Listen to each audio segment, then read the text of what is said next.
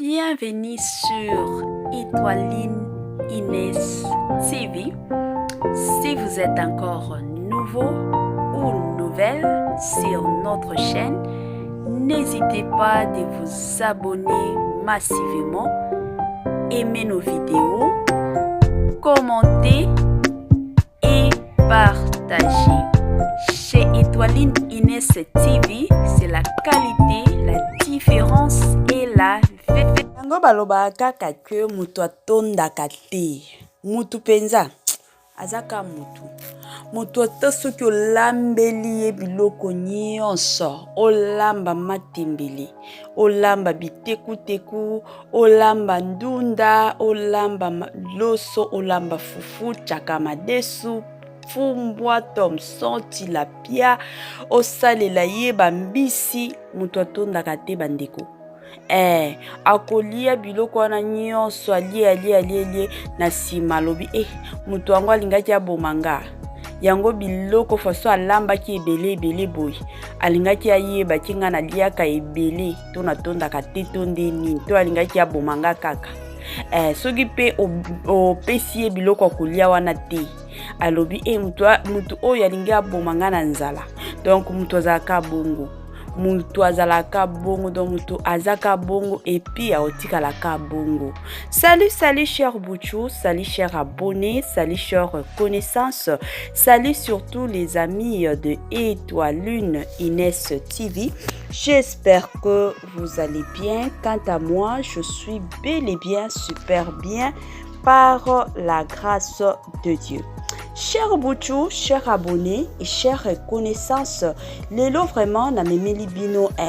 moko déjà bomoni photo, il y a Belvi Kandi la patrona, la maman surtout de la famille Libota, et de l'autre côté bino moko bomoni déjà ezan de konabiso ya mobali comédien na biso Jimmy Mwana Lemba. Donc il y a lelo eza moi ba makambo ebimi na poisa. Donc toye awa pona osala mo analyse pona opesa pe batu mosusu o balanda interview te ya Jimmy Mwana Lemba lobi ba onyonso balanda interview te yango toye awa ko relate bino makam nyonso tu kandenge ezotambola.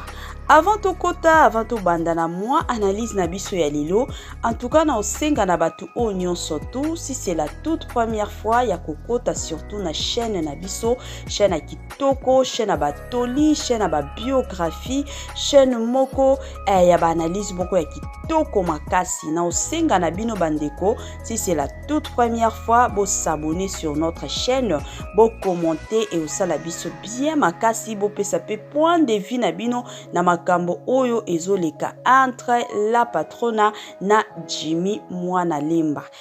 Bo aimer pe vidéo, bo sala partage pour na bato sika biso awa objectif na biso ya mingi ezala ande partage nde likambo. Donc bo sala moi partage et kosunga biso mingi makasi.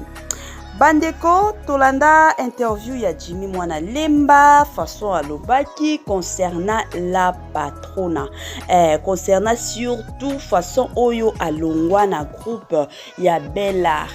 ebele ya batu toyebike Jimmy Mwana Lemba abando sala epa ya la patrona, abando sala epa ya Belvi Kandi. Donc abando sala kuna mingi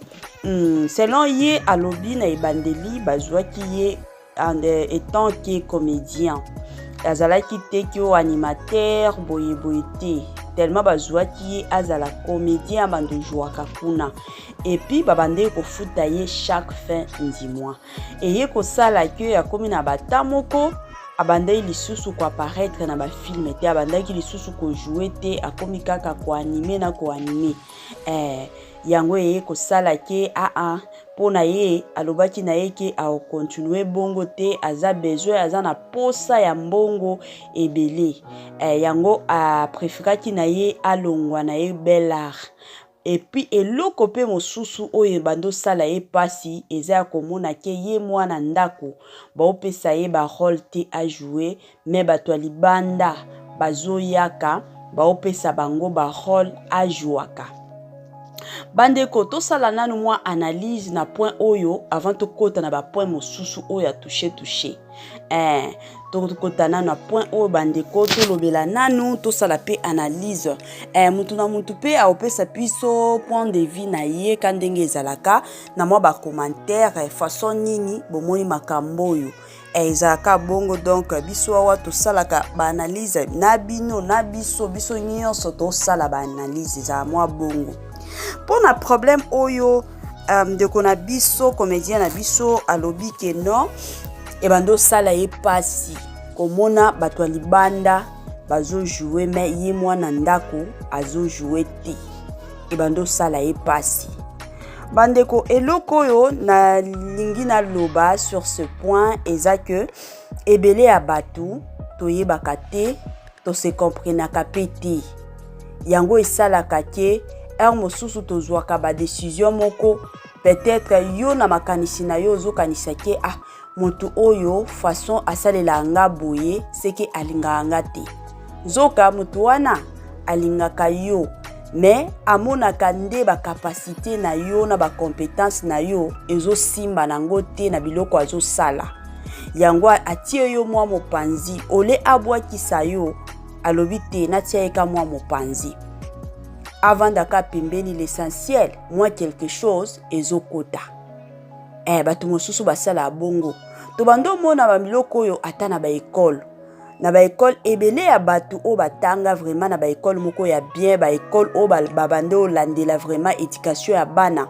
au mona soki mwana za na deuxième secondaire ba professeur déjà bazoyebisa bino parce que bayebike à partir à troisième des humanités bo bando kopona ba option na bino suko omona ba professeur ebele ba okota ba oyebisa yo omoni yo soki osali scientifique et osimba na yo parce que aza professeur na yo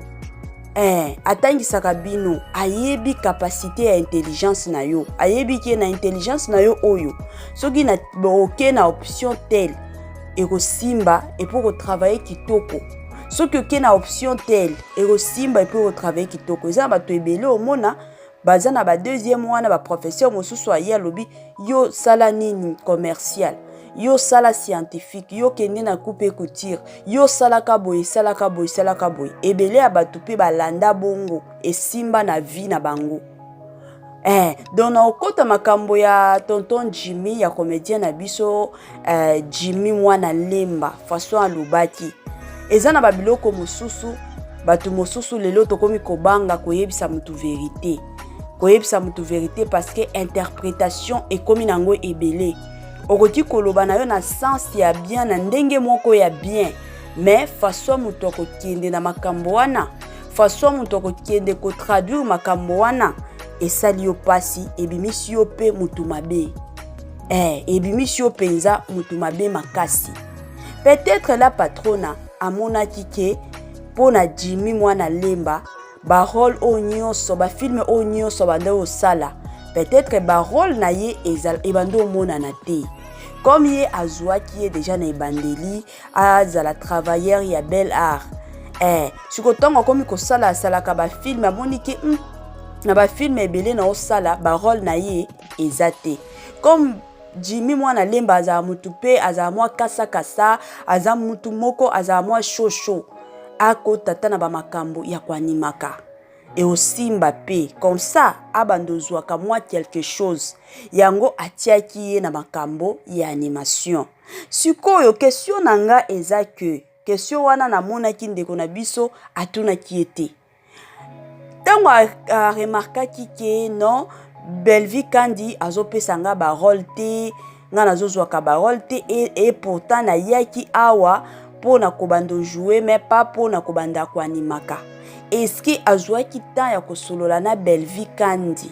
aye bale pourquoi Belvi Kandi apesaka ye ba rôle te to avant daki ne yekaka kimia point d'interrogation wana penza mwa question na nga na bando mituna eza question penza na bando mituna ebele ya batu tozala mwa bongo omona ozona mwa makambo moko ezosala yo pasi na motema o préféré na yo ovandi kimia to o préféré okendo betela batu mosusu masolo mais mutu oyo azosala soki motema pasi, mutu oyo ozokanisa ke azo maltraite ye, ozotunaka ye te. Ozotuna ye te, opréféré na yo anavanda na nga kimia soki natuni ye peut-être ebele ya bato tokomi bongo, yango tokomi kotraite bato mitema mabe, yango tokomi kotraite bato ke mutu oyo alingaka nga te. Et pourtant nano ozwa temps ya kotuna ye te,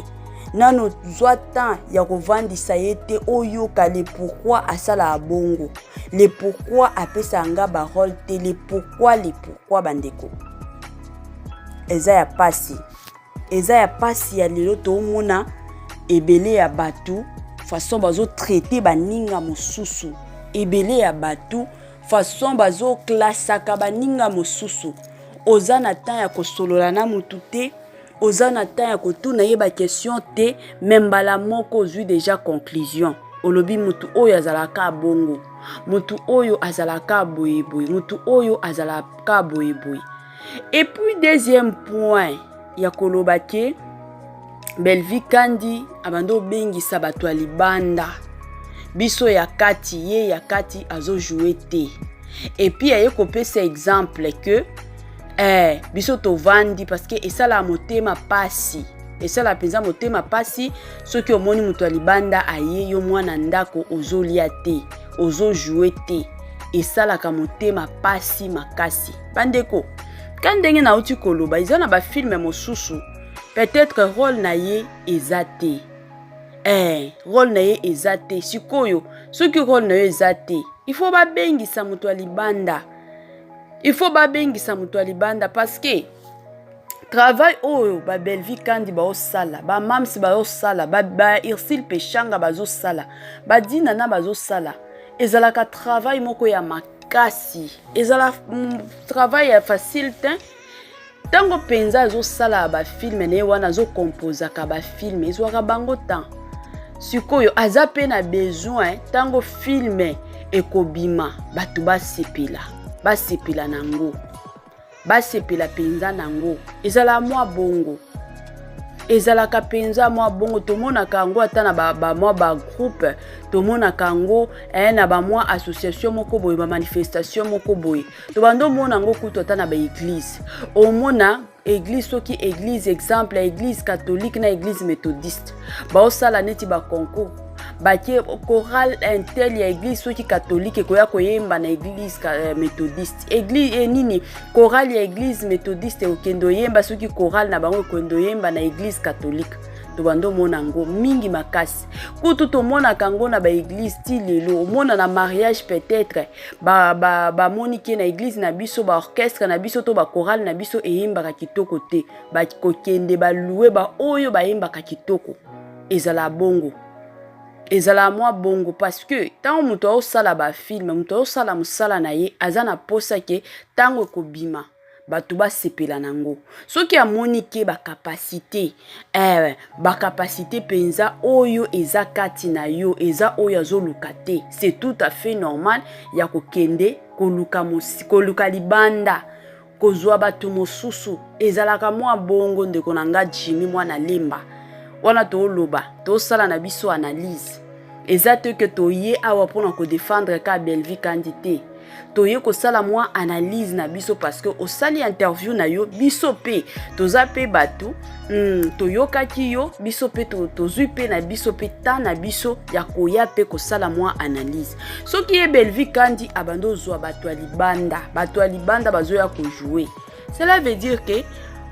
biloko oyo bando luka ezalaki pa na yo te, yango a préféraki akendo zwango libanda. Soki yo ozaki na ba capacité nyonso, ozaki penza na ba capacité to ba capacité nyonso, alingaki akendo luka libanda te, alingaki penza akendo luka na libanda te. To moni opesi pe exemple ke non, bien que bazwaki yo comédien ba opesa yo ba rôle te, mais quand même il fallait bando koti saka yo ozo jouaka parce que ozaki na posa pe ya mbongo, ozaki na famille na yo, ozana mwana na yo azotanga boye. Opesi pe exemple akoloba neti ba Sylvie wana bazana ba charge o basalaka kuna ba tâche ebele basalaka, mais mingi na ba film bazalaka. Peut-être que kota la façon nini Sylvie wana eseka jouaka na façon yo bando jouer barole na ye ebando mona na peut-être moi mingi koleka ya yo yango ye babando pesa ye ba chance ya ko jouer ezala moi bongo bandeko biso ba congolais tozaka batu babilo mosusu il faut ka toloba communauté na biso bandeko na yebite so tokoloba nini na yebite muntu ata soki asaleli yo bolamu ya ndenge nini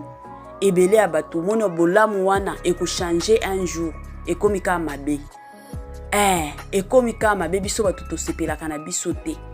tolingaka ka eya ebele ata soki wana topesaka exemple ata soki ezalaki ke ok ozalaka na mwa salaire na yo fin du mois et puis baopesa yo pe ba rôle ojuaka biso communauté na biso tolingaka toleka tina mutu oyo azwaki yo mutu oyo aofutaka yo mutu oyo tobengaka ke aza boss na yo ebele ya bato tolingaka bongo tolingaka penza bongo oleka bato nyonso ebele ya bato ezala bongo ezala penza bongo mais na eloko oyo penza na sepelaki nango eza koloba ke à reconnaître quand même que Belvi Kandi aza mwasi moko ya bien aza mwasi moko ya motema malamu bon pona ye alobi azala na problème na Belvi Kandi te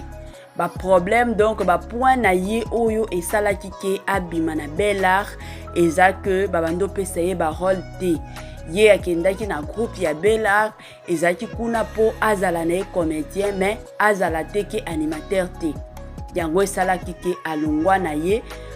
abando sala musala na ye ya ki comédien ata ba place mosusu soki baza na posa na ye mais azala na problème na Belvi te soki bamonani basololaka na bango bakosolola yango ba point moko apesaki yango lelo na ye bandeko quand ndenge ezalaka mwa toli to yekolaka kozala mwa na mwa gratitude tozala mwa reconnaissant bandeko na makambo nyonso tosala. C'est vrai, ça n'a adage moko elobaka la reconnaissance n'est pas de ce monde, mais biso tosala mwa différence wana na façon to vivre.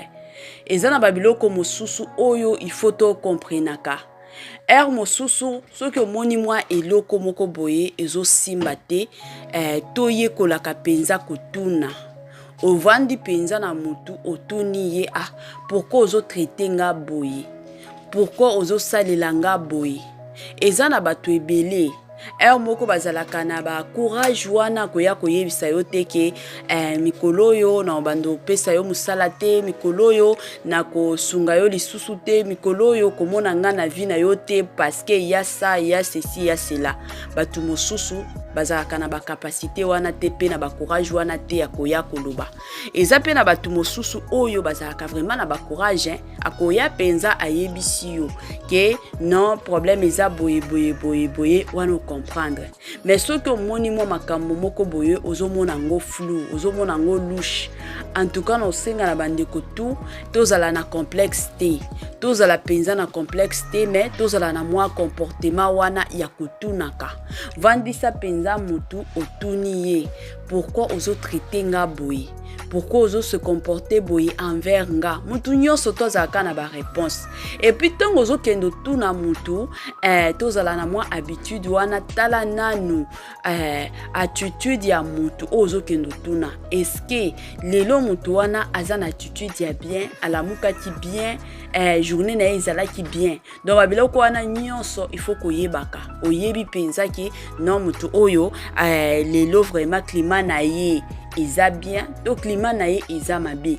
soki moni ke eza mabe okotuna na yo to kozela jour o komona ye penza ki aza bien aza posé aza pe calme wana penza ozuita na yo nyonso ya kovandisa ye ozuita na yo nyonso penza ya kotuna ye mwa ba question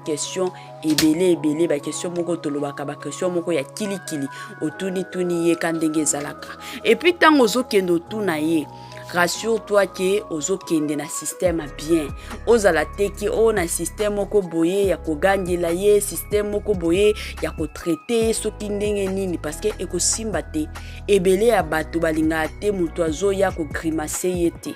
ebele ya bato balinga bongo te, balinga soki ozokende tuna ye en tout cas kende na ndenge moko ya bien ya moi surtout gentillesse moko boye ya kitoko makasi, oza mwa calme mwa posé oke pe otuni ye omona pe mutu wana aovanda pe akoyebisa yo nini ezoleka nini il faut osala. Donc ezalaka mwa bongo tozala pe reconnaissant na makambo oyo bato baosalela biso. Eza na bato mosusu lelo omona mutu peut-être bando passer ba moment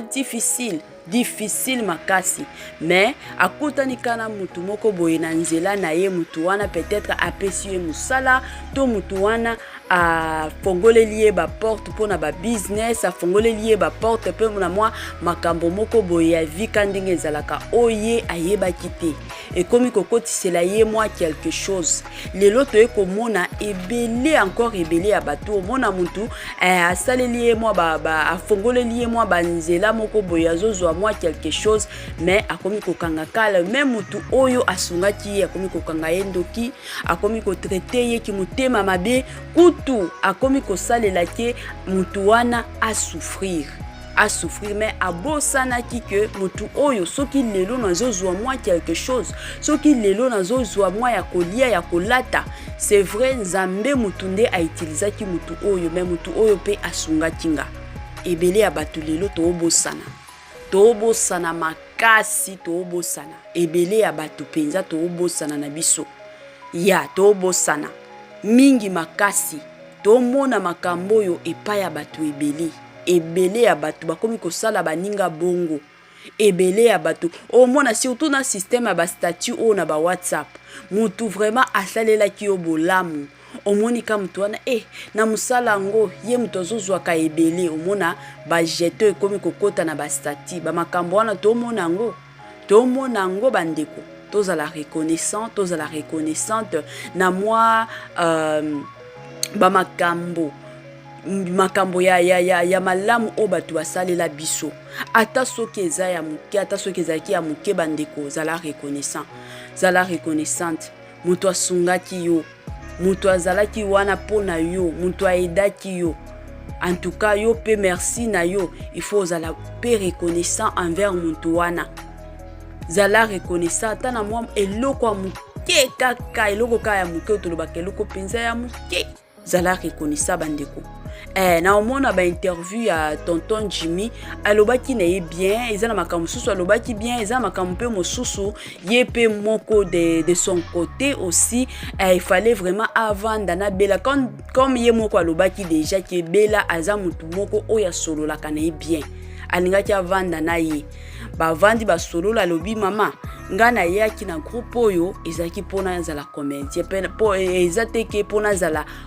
animateur te, nazaki vraiment ozwaki nga en tant que comédien, sikoyo na komi komona ozotianga ozopesa nga ba rôle ya ki animateur, nga na lingi na nga boité comme ça o bando futa na yo nga te chaque fin du mois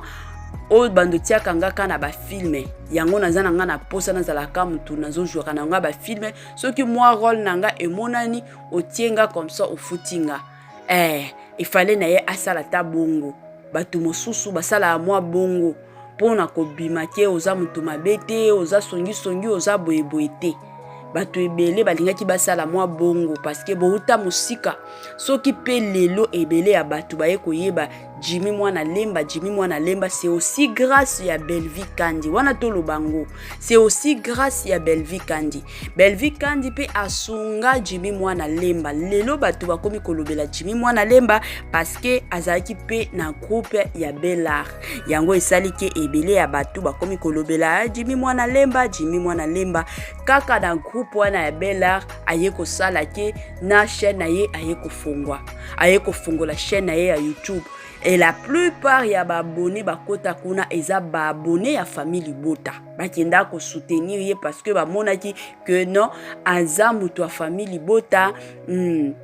azo travailler na mama na bango yango ebele ya batu bakende ko soutenir ye. Siko na babiloko wana nyonso tozala reconnaissant bandeko na makambo malamu o bandeko mosusu bo salela biso. Koki ko vando lobi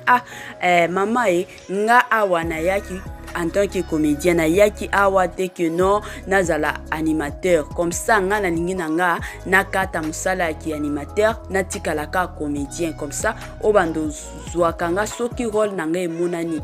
ozwinga soki o emonani te wana na kokende nanga kojua ta place mosusu ka ndenge ezalaka me natikalaka na famille ya Bellard